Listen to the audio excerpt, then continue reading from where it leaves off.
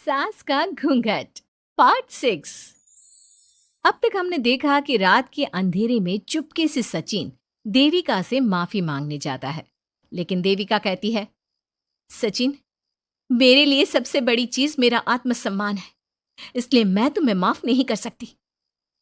अब तुम यहां से जा सकते हो। देविका, एक बार मुझे मेरे बच्चे से तो मिलने दो। मैंने अभी तक उसे देखा भी नहीं है। कौन सा बच्चा सचिन? वही बच्चा जिसे तुमने और तुम्हारे बाप ने अपने घर के अंदर तक नहीं घुसने दिया। आज अचानक बच्चे की याद कैसे आ गई? देखो सचिन, चले जाओ यहां से। मेरे बच्चे के सामने और मेरे सामने फिर कभी मत आना। सचिन जब घर जाता है तो घर के सभी आदमी उसे डांटने लगते हैं। इतनी रात को कहाँ गया था सचिन? देविका से माफी मांगने। तुझे शर्म नहीं आई अपनी बीवी से माफी मांगते हुए? घर की इज्जत का कुछ ख्याल है कि नहीं? लेकिन चाचा जी, आखिर अपनी ही पत्नी से माफी मांगने में कैसी शर्म? लो जी लो, नवाबजादे पूछ रहे हैं कि कैसी शर्म। अरे मुझे अभी तक यह समझ में नहीं आता कि देविका तेरी पत्नी है या तू देविका की पत्नी है। जीजा जी, पति पत्नी एक समान होते हैं और माफी मांगने से कोई छोटा बड़ा नहीं होता। काश मैंने पहले अपनी पत्नी का साथ दिया होता। आज मैं आखिरी बार आपको समझा रहा हूं कि आप सब भी अपनी पत्नियों से माफी मांग लो। देविका ने तो मुझे माफ नहीं किया, शायद माँ, चाची, भाभी और दीदी ही आप सबको माफ कर दे। सचिन सभी को समझाने की बहुत कोशिश करता है, लेकिन कोई भी उसकी बात नहीं सुनता। वहीं दूसरी ओर सुजाता के हाथ का बना खाना सारे गांव में फेमस हो गया था, तो उसने एक बहुत अच्छा सा होटल खोल दिया। देविका, मैं चाहती हूँ मेरे होटल की सबसे पहली ग्राहक तुम ही हो, क्योंकि तुम्हारी वजह से ही आज मैं अपना खुद का होटल खोल पाई हूँ। क्यों नहीं भाभी? लेकिन भाभी, आपको अब अपने होटल में ना सिर्फ इंडियन खाना बनाना है, बल्कि इटालियन, चाइनीज और फ्रेंच खाना भी बनाना होगा। सुजाता सभी औरतों को अपने होटल का खाना खिलाती है। खाना खाने के बाद कम्मो कहती है, अरे बहू, इतना अच्छा खाना तो मैं भी नहीं बना सकती। तू तो वो हो गई, क्या कहते हैं उसे? मास्टर शेफ चाची जी। हाँ, मास्टर शेफ। बहू, अब तेरा होटल चलेगा नहीं बल्कि दौड़ेगा। हाँ बहू, तूने सच में खाना बहुत स्वादिष्ट बनाया है। अब वीना बेटी, तुझे क्या करना है? अपना बुटीक कब खोलेगी? माँ, कल ही कर देती हूँ। दुकान और सिलाई मशीनों का सारा काम हो गया है और वर्कर भी आ जाएंगे। तो ठीक है, फिर अच्छे काम के लिए देर नहीं करनी चाहिए। देविका, मैं चाहती हूँ कि मेरी दुकान का इनॉग्रेशन तुम करो।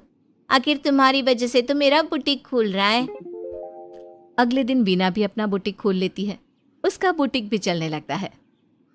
माँ, आजकल ना कस्टमर ज़्यादा हो गए हैं। बुटीक में जो वर्कर है वो वर्कर कम पड़ रहे हैं। मुझे और वर्कर की ज़रूरत है।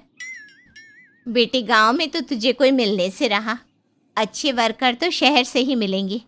हमें भी कुछ लोगों की ज़रूरत है जो हमारे बर्तन शहर ले जाकर बेच सके।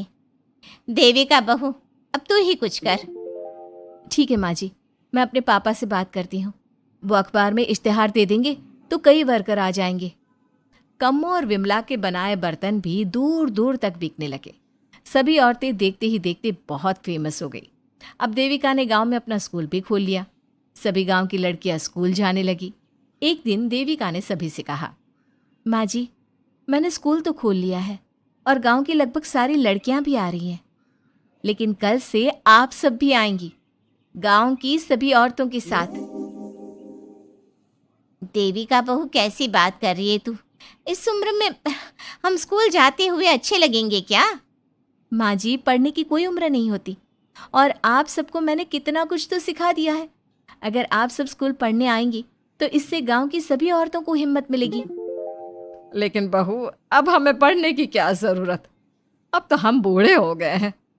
चाची जी, जरूरत है पढ़ने की, और पढ़ने की कोई उम्र नहीं होती। अब देविका लड़कियों को पढ़ाने के साथ साथ गांव की औरतों की शिक्षा पर भी ध्यान देने लगी।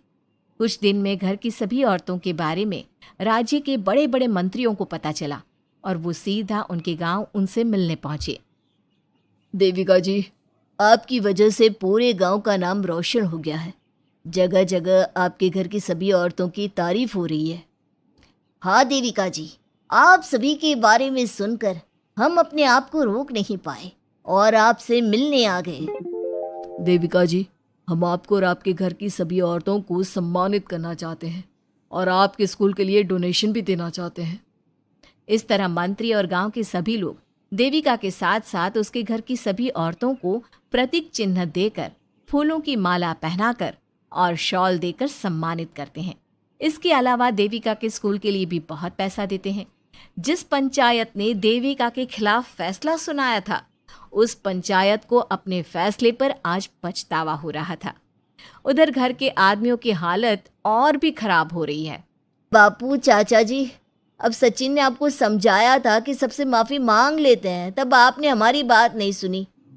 अब देखिए, सभी का राज्य में कितना नाम हो रहा है। खुद मंत्री जी उनको सम्मानित करने आए हैं। बापू, मोहन और सचिन ठीक कह रहे हैं। हमारी हालत तो दिन पे दिन खराब होती जा रही है। ना तो हम घर का कोई काम कर पा रहे हैं और ना ही बाहर का। तुम लोग ज़रूरी बात सबसे आखिर में बताते हो। ये बात तुम लोग पहले भी तो बता सकते थे। भैया, हमें सबसे माफ़ी मांगनी चाहिए और सबको यहाँ बुला कर लाना चाहिए। ठीक है, तुम सब यही चाहते हो तो चलो, आज ही घर की सभी औरतों को घर ले आते हैं। घर के सभी आदमी चल देते हैं सभी औरतों से माफ़ी मांगने के लिए। जैसे ही वो औरतों के पास पहुंचते हैं, सभी हैरान हो जाती हैं। कम्मो, ये सब यहाँ क्यों आए हैं? पता नहीं, लगता है आज फिर झगड़ा करने आए हैं हमसे। अगर आज कल्याण ने मुझे कुछ बोला तो इसे छोड़ूंगी नहीं मैं भी नहीं छोड़ूंगी मोहन जी को। ना इनका भरता बनाया तो मेरा नाम भी सुजाता नहीं। शांत रहो आप सब, देखने तो दो क्या कहते हैं। सभी आदमी अपनी अपनी पत्नियों से माफ़ी मांगते हुए कहते हैं, कम्मो, मुझे माफ़ कर दो, मैं तुम्हें घर ले जाने आया हूँ।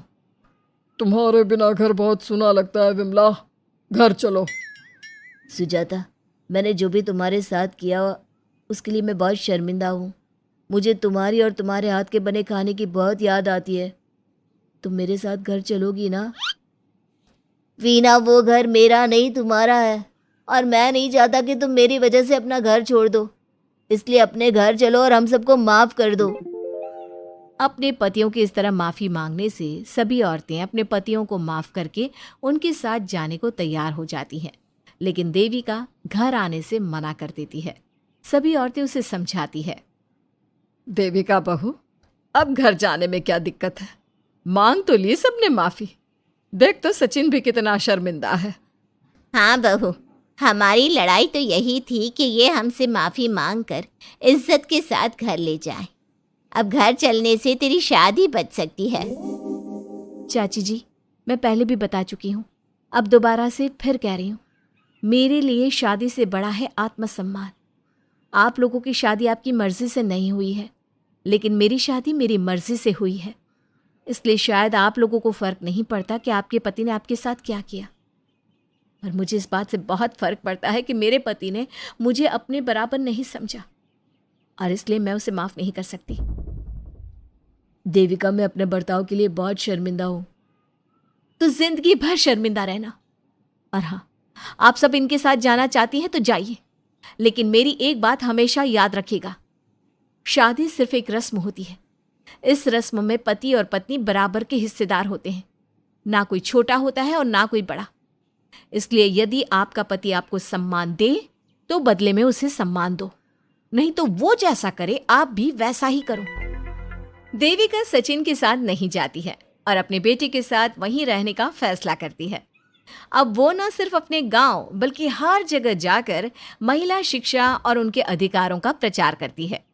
हमारे प्यारे दर्शकों, हमें कमेंट करके ज़रूर बताएं कि देविका का ये फैसला आपको कैसा लगा और हमारी कहानी सास का घूंघट आपको कैसी लगी। इसी तरह की मज़ेदार कहानी सुनने के लिए हमारे चैनल को सब्सक्राइब ज़रूर करें।